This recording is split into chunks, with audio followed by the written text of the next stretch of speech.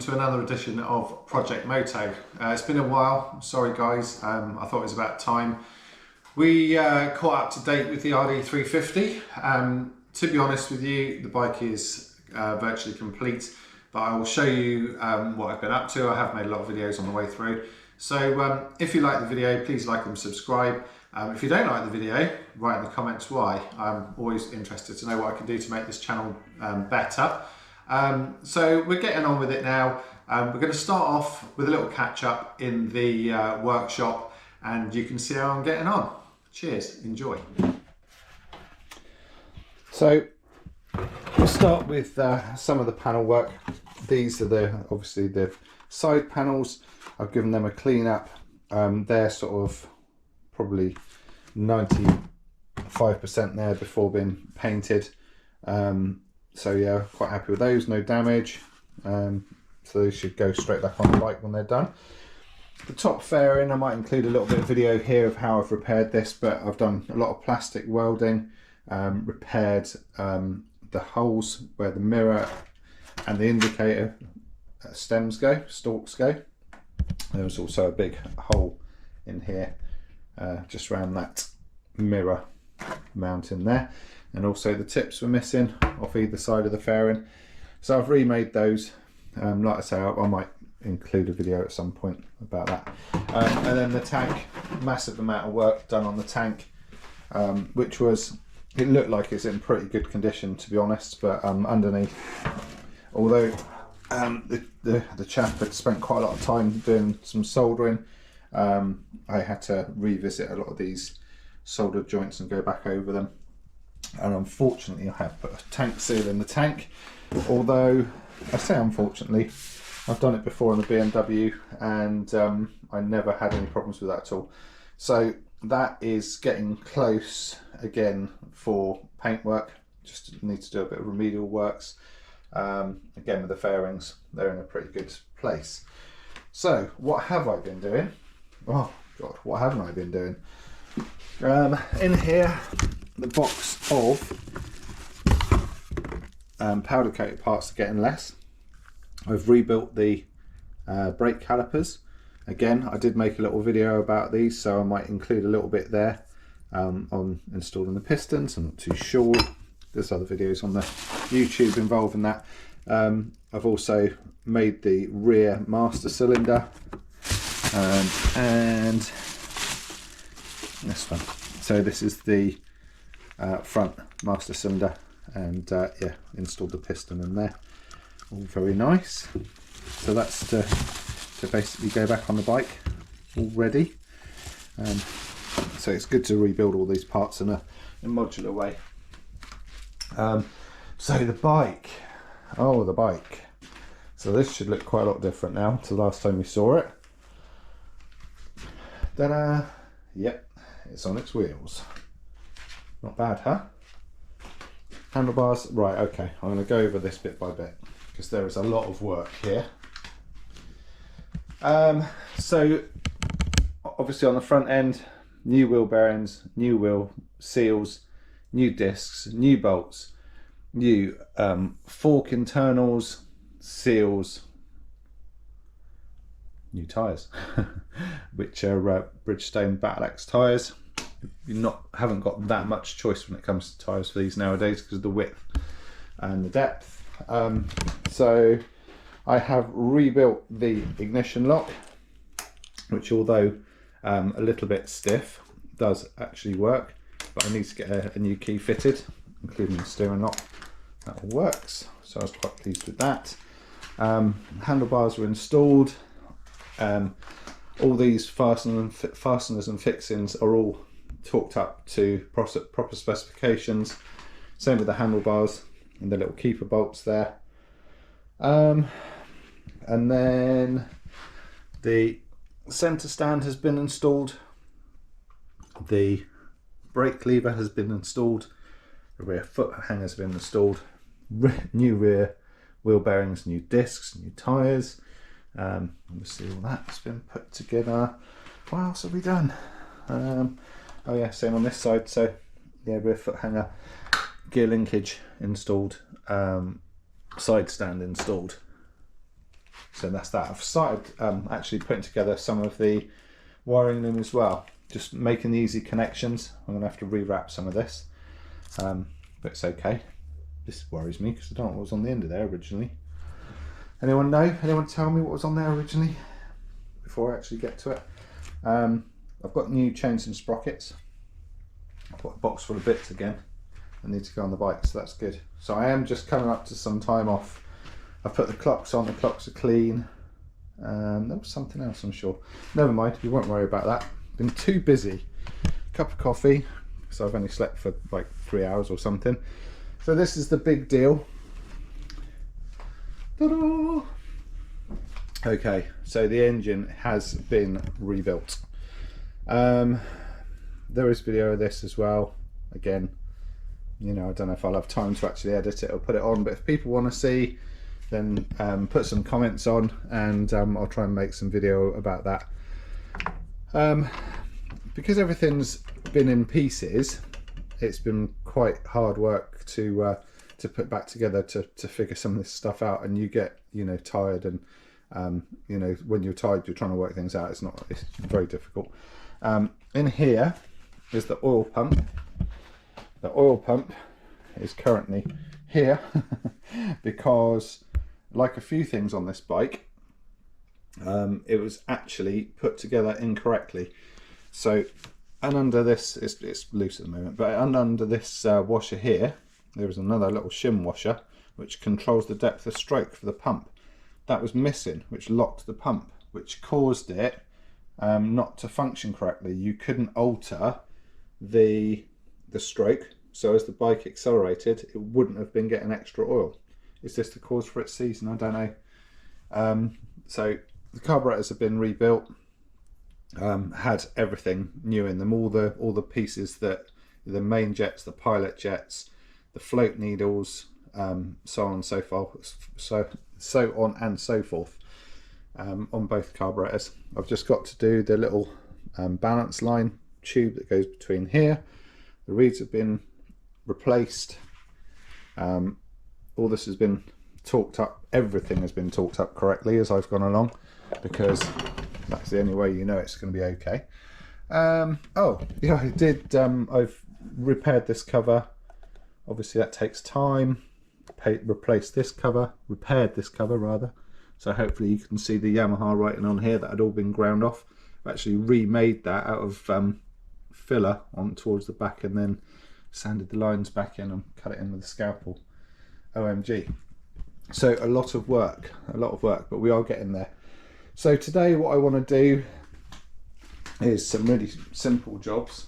I just want to put the rear master cylinder in here, and connect it in here with the clevis pin, and I might start with the switch gear, putting the switch gear on the handlebars.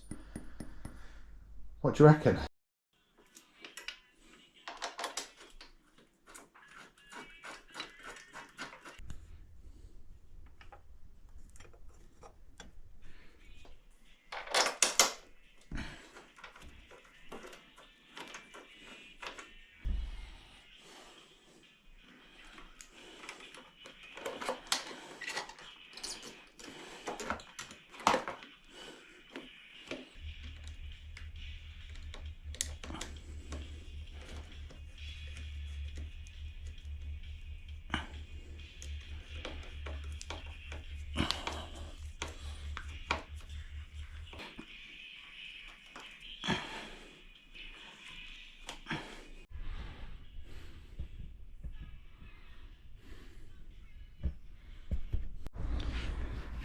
So I thought I'd better make a video about the progress, because obviously we've come a very long way. I have made videos on all this stuff as we've been going along, but there's a lot of other videos online on how to do it, and I don't want to bore you to death. But if there's something specifically you think I've missed that I should have done, like rebuilding the calipers, or rebuilding the master cylinder, I've done both of those, front and back. Also rear caliper, put the engine back together, Put all the power valves back in, new pistons, new rings. Yeah, we've got a spark, new clutch cable, new throttle cable. The power valve cables are too long. I'll explain that in another video. I am going to make a video about that. I've marked up some of my boxes just so I knew when I was doing that, the rewiring, so I knew where things were. I've still got a couple of wires to trace and figure out where they go, but hopefully that won't be too difficult. The coil might be a bit weak. The spark that I've got seems quite weak, but it's not too bad. The little job I've got to do right now is just to tighten up the engine mounting bolts. My engine mounting plates were actually missing, these ones, so I found a nice couple on eBay that have been repowder coated like brand new. So yeah, it's all looking pretty good now. Obviously new battery. I have got the harness for the battery in the box, but we're getting there. The paintwork is pretty well up together. I might show you that in a minute actually, as the sun's shining. So this might help someone out.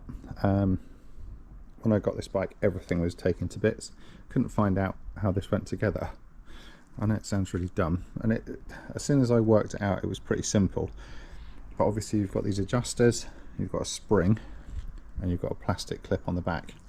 Okay, the top of the headlight is marked top, and you can also tell by where the pilot light goes at the bottom, and then your cable is mounted on the bottom right. Okay, and then I'm going to put it straight on the bike now. Okay, so we've made a bit of progress. The headlight is in loosely, it's not lined up or anything. There's no rubber gasket around it or anything. And obviously, most noticeably, I've again loosely put the top half of the fairing on, and I'm doing that so I can line up the bottom half of the fairing, because I'd quite like to get the holes drilled in here today, so I don't have to faff around with paintwork if I cock it up again later. I've also painted the inside of the fairing black, as I think it was from factory. I've kind of tried to do it a little bit sketchy, because what it was, how it was before, was quite sketchy. Anyway, really has neatened all that up inside. The inside of the middle panels, I think, were like that too. Is that right? Maybe it was just where they were black plastic, I don't know. But anyway, I shall do it. See, I've put a couple of clips up there. The nose cone is pretty much in place where it will be. It's nice and firm. Just got one more, they're called chimney nuts, which are the things that go on the fairing. The clips that go on the fairing, they're 6mm chimney nuts if you want to buy some. I've just got one more of those because one was missing, but everywhere else is fixed. And so, like I say, painted the inside of the fairing.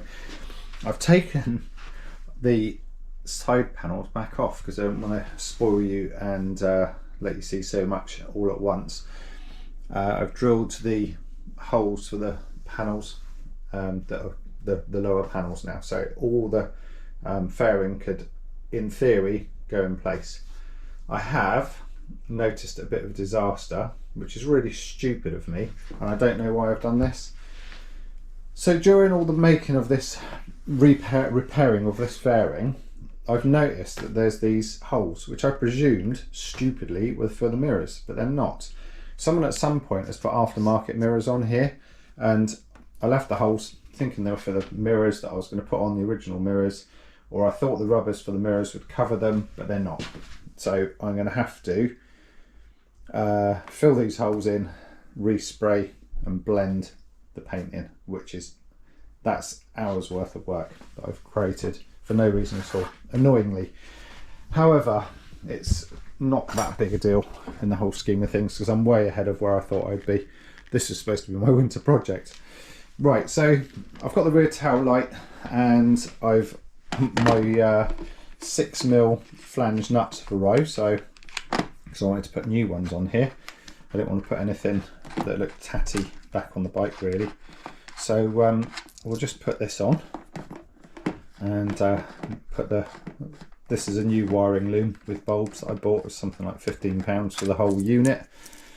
it's not worth it sometimes. You know, you just want things to be right. So just push that through there. Okay, that's in place. I just need to find a couple of washers to put in there, and then we'll put the flanged nuts on. I just want to show you guys something because I'll be getting in a bit of a pickle over this. So I've got new lines, well, my new old lines in. I was having a hell of a job to bleed the brakes, and turns out I was doing it wrong basically. I had this brake adjuster wound right in, which wouldn't allow any air back out of the system, and instead of gently pulling the lever, I don't know if you can see, I was pulling the lever all the way back. And although I think that would have done the same thing, if you see, by gently pulling back the lever, there's just a constant stream of bubbles. Almost looks like it's nearly there now. So anyway, that's the secret, I think. Smaller movements rather than big movements. So a word here on bleeding the brakes. I didn't find it easy. I don't know why. I tried bleeding the brakes from the bottom, from the caliper to the top. So I filled a syringe and a bit of tube, pushed the fluid up through the hoses to the top. Did that on both calipers at the front, still had air in the system. Tried bleeding from the top to the bottom, pumping the brake lever, obviously holding the lever and cracking the nipple at the bottom. Seemed to get some air out, but not completely. So this that I have showed you was basically the last way I could get the last bit of air out, and it was literally just pulling on that lever, and you could see by the video, hopefully, tiny little bubbles coming to the surface constantly. And as soon as I got that out, then that was it. I was just tapping the lines, trying to liberate any of the air up through the brake fluid.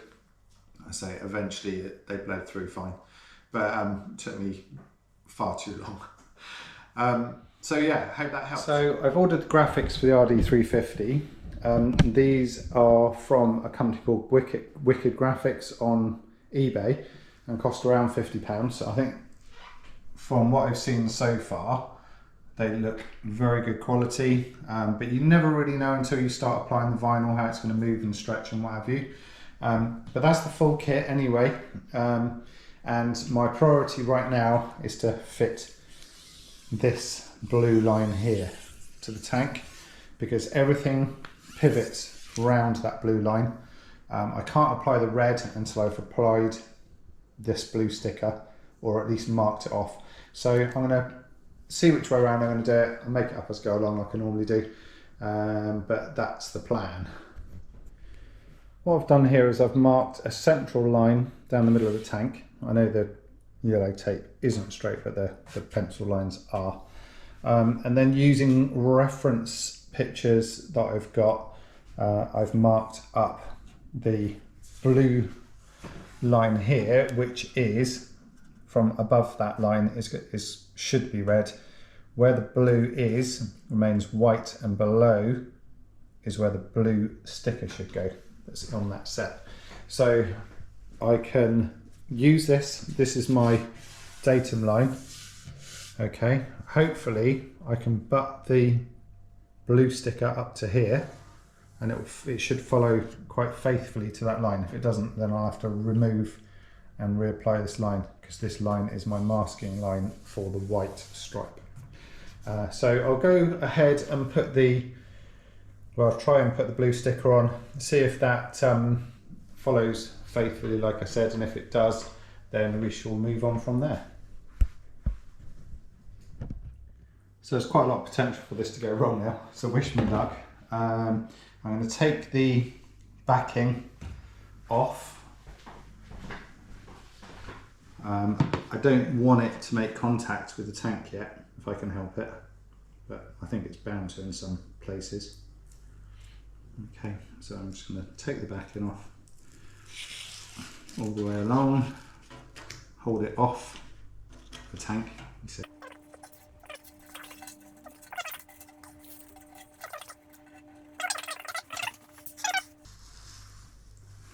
and hopefully, okay, get off. Right, what I want to do is saturate all this with some soapy water, and it will just help it to unstick if I want it to.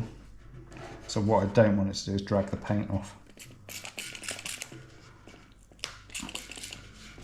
That's good, that's doing what I want it to. Okay. Just because it's stuck up here, that fiddly, huh? Right, just want to chase it, let it go exactly where I want, but roughly follow our line. I'm happy about that. But I think that's where it's going to end up, by the look of it. I think that's where it wants to go. So, let's say, we'll use it as a reference point. It does meet back up here, so that's the line it's happiest with. And then follow it down here, and towards the back of the tank. I know that that's where it needs to end up. Okay, so after quite a lot of faffing, I'm quite happy with that and the positioning of this side. I just need to take this backing tape off, and then it will lie a bit straighter. It was quite a challenge really to get it where I'm happy with. I don't want it to look weird. I want this white line to follow this contour here, and then the red sits on top. So you'll see what I mean eventually. Okay, let's do the other side and just make sure they balance up, and that's the main thing, as long as they're equal either side.